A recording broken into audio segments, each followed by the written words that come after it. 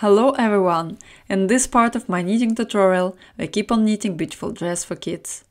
In the last part, we have finished the skirt, and now we are going to start knitting sleeves and prepare them for joining with the skirt. The link to the first part, if you missed it, you can find in the description below.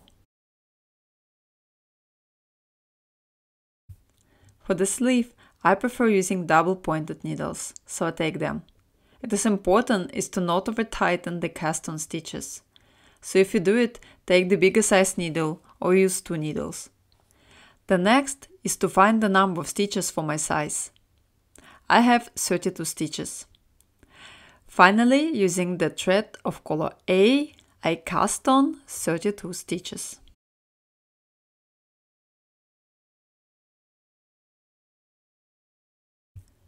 Normally, I also add 1 additional stitch at the end to join the round. I spread all the stitches evenly on 4 needles.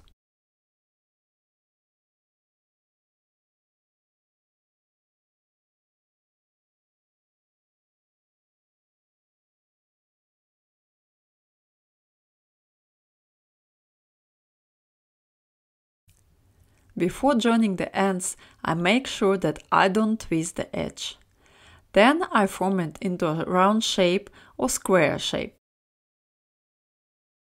To join the round, I move the last stitch from the left to the right needle and slip the right stitch over it. That is why I needed the additional 1 stitch.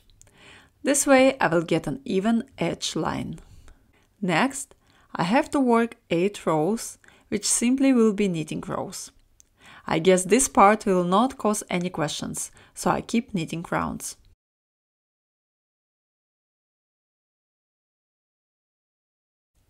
When all rows are ready, I need to form a cuff.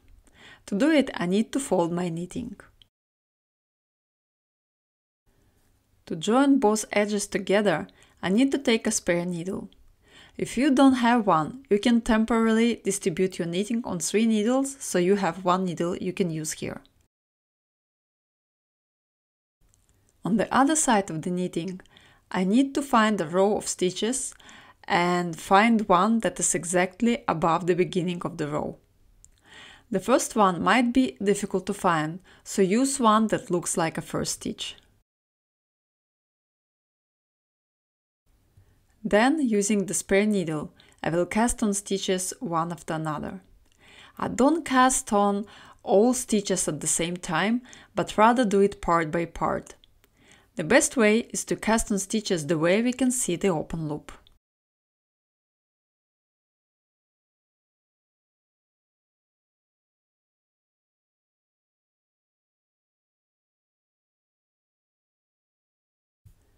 After casting on some stitches, I want to finally fold both sides together and join them. I put them together as close as possible. Now needles are placed close to each other. I move the stitches closer to the tips of the needles. To join the sides, I move the first stitch to the right needle and turn it the way that it looks open from my side. Just look at how I'm doing it.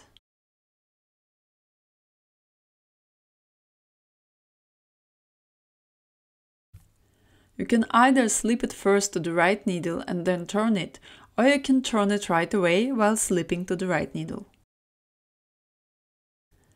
Anyway, you move the stitch to the back needle and knit 2 stitches together through the back loop. Once again, I move the front stitch to the back needle and knit them together through the back loop. I find it easier to turn the stitch right away while I'm slipping it, therefore I'm doing it this way. It is just to pick it up through the front loop and turn it already the way I need to slip it further.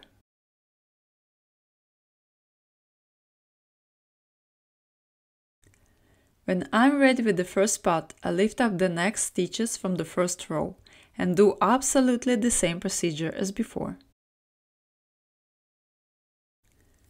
Keep on joining the sides as I've already shown you, and see you when you're ready with it.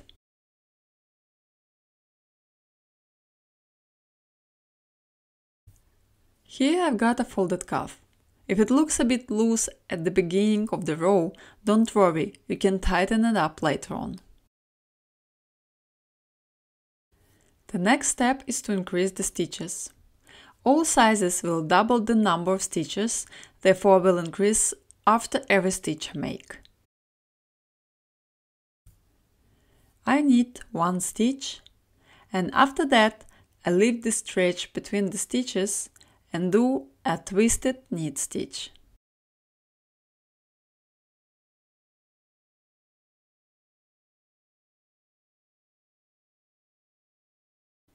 Then one knit stitch and one increase again, which is a twisted knit stitch.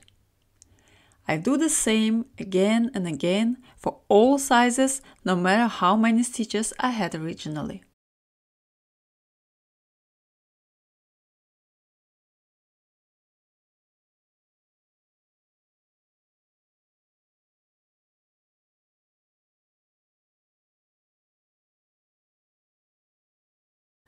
When all increases are ready, and before I start working on collar work, I need to make some more knitting rows.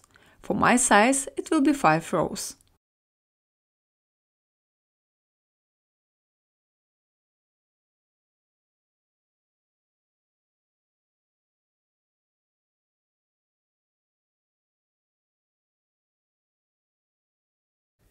When I'm ready with these rows, I finally start with the collar work.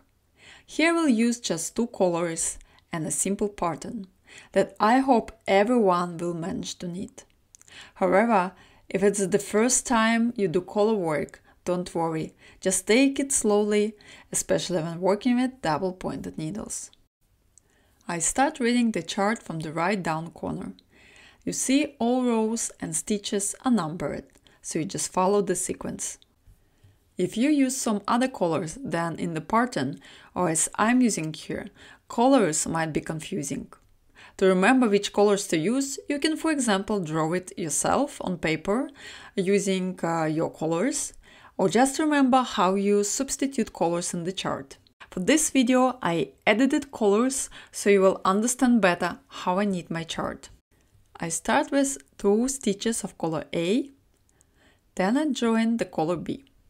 I just keep it tight in my hand and use 2 fingers to keep the threads separated. 1 color for each finger. This way they will not be entangled much. I knit 1 stitch of color B, and then I see the repeating part that it will be all the way 3 stitches of color A and 1 color B. I just keep knitting them until the end of the row. If you manage to remember the repeating part, then you don't need to look at the chart all the time. To control both threads, I hold them in my hand as tight as needed, so it will not cause too loose stretches on the back side of the knitting. Avoid over-tightening it too, especially when you change the needle. While you are learning to use double-pointed needles for collar work, it is important to keep control over these parts. Next rows, I just keep knitting my chart one.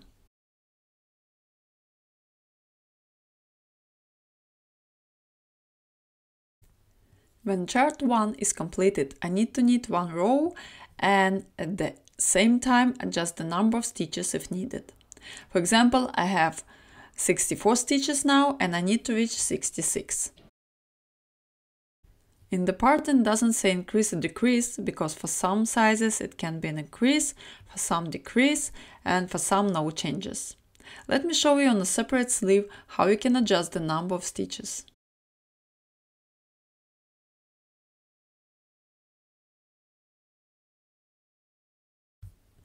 Here I want to make 2 decreases around the beginning of the row. I make a 1 stitch first, and then I want to knit together the next 2 stitches. I prefer to do it in the direction of the beginning of the row and therefore need to use front loops. If they are too tight, make some room first and then knit them together through the front loop. The first decrease is ready. Then I knit the whole row until I have 3 less stitches on my needles.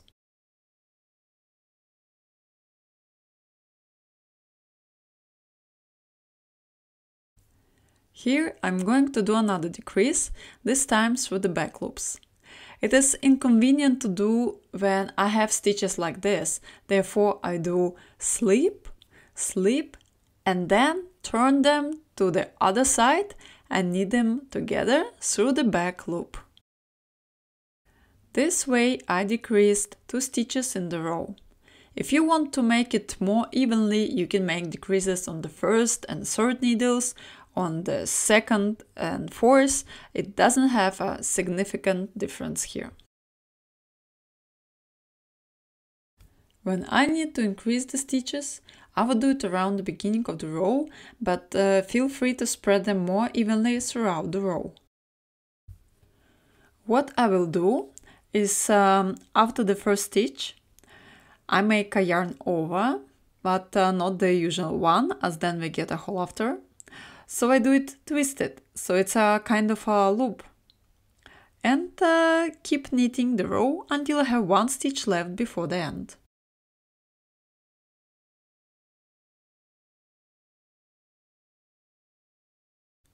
Just before the last stitch, I also make 1 twisted yarn over and finish the row.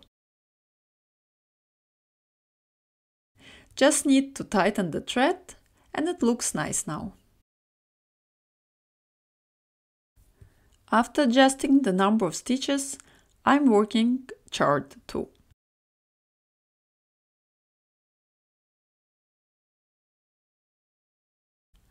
When the chart is ready, I still need to knit the sleeve length using color A.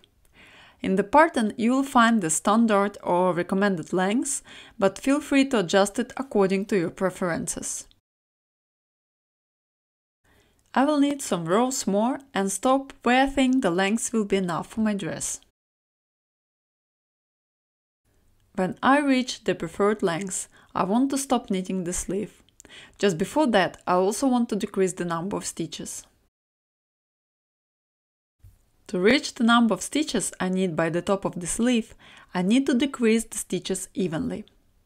When you calculate how frequently the stitches have to be decreased, you need to exclude some middle stitches from these calculations. Let us see the scheme I made for you.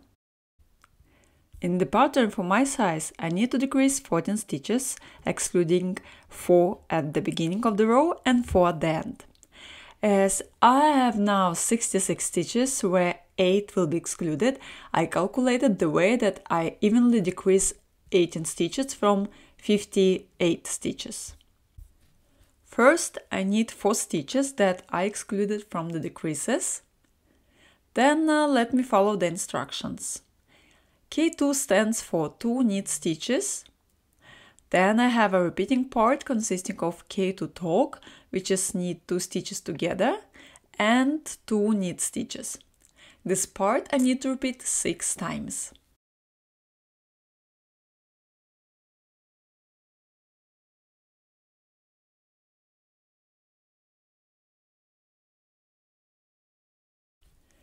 After that, 2 knit together and 3 knit stitches.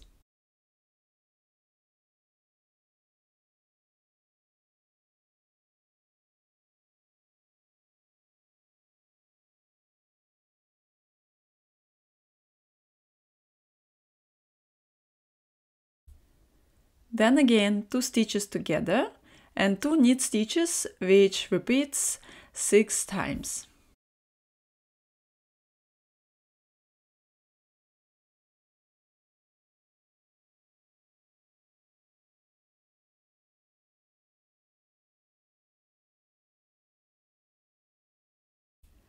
Finally, 2 knit together, 1 knit stitch, and 4 stitches will be by the end. Again, those I excluded from decreasing.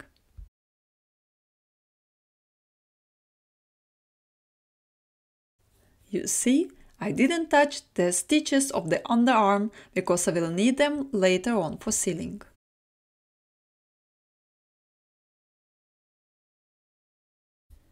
Now my sleeve is ready and I just need to prepare it for joining with the body later on. I take a needle or waist thread and place on it the first and the last 4 stitches, or the number you need for your size.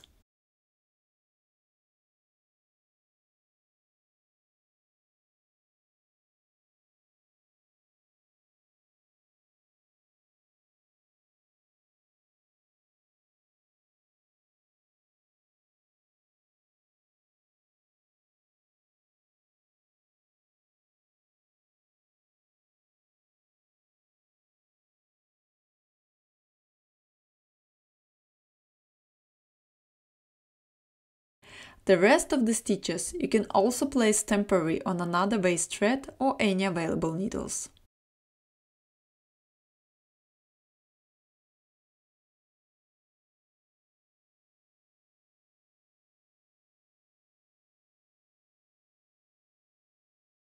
The sleeve is ready. I just need to make another one that will be the same.